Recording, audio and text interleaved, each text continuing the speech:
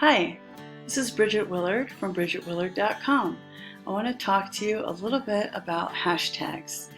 Now, I've spoken about this extensively in other videos, that's true, but I just want to remind you, I'm trying not to say just, I would like to remind you that hashtags are a link.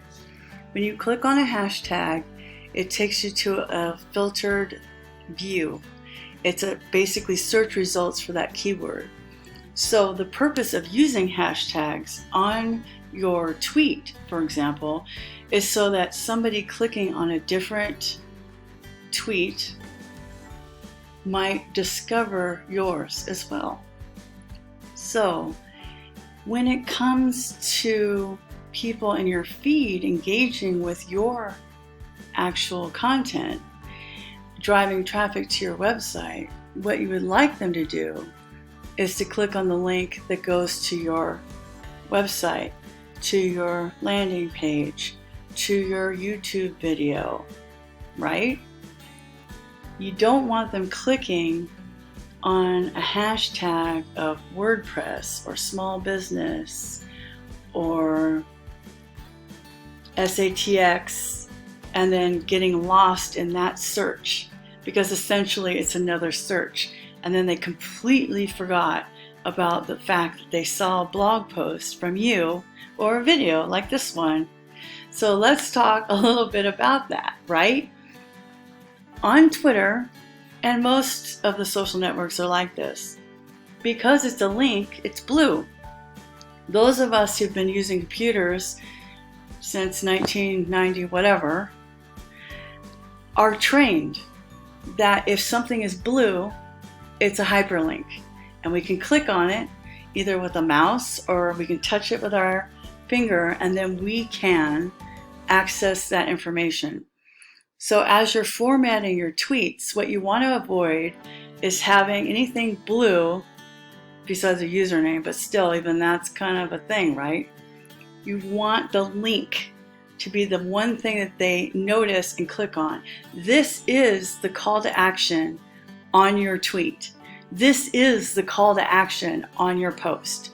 You want people to click on that. And then hashtags, kind of like keywords or tags in a blog post.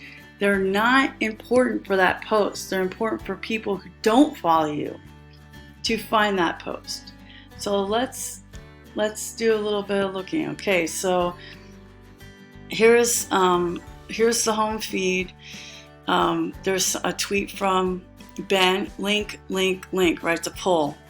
So this person's looking, to interview people, this stuff like that. I have distinct opinions about emoji, but that's another problem. Man, just when I don't really want to call anybody out, so I haven't found anything super obvious. So let's just not notice that right now. Let's focus on sharing something. So I have a blog post called How to Effectively Write Social Posts, where I show exactly how I format things. People don't scan, people don't read, they scan. So format your tweet to make it easy on the eyes. Use returns. That's also your enter. Just a second. So you want to make it easy on the eyes. Stop using emoji. It's just ridiculous. Okay, next. Formatting for Twitter. So I have a call to action or quote. The call to action is your link.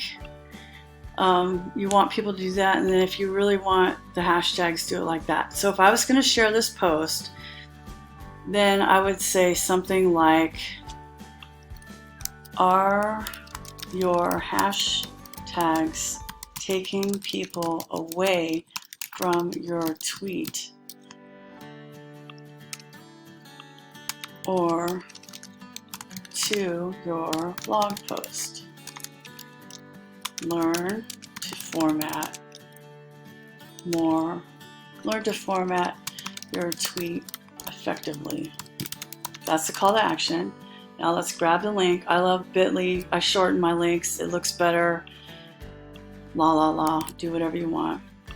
Okay, now there's my link, right? Now I'm going to use a hashtag. So how about small biz? Because small business people do this wrong. How about WordPress? Because that's my main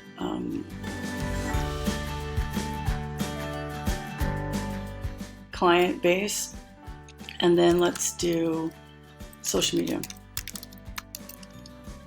All right, now tweak that.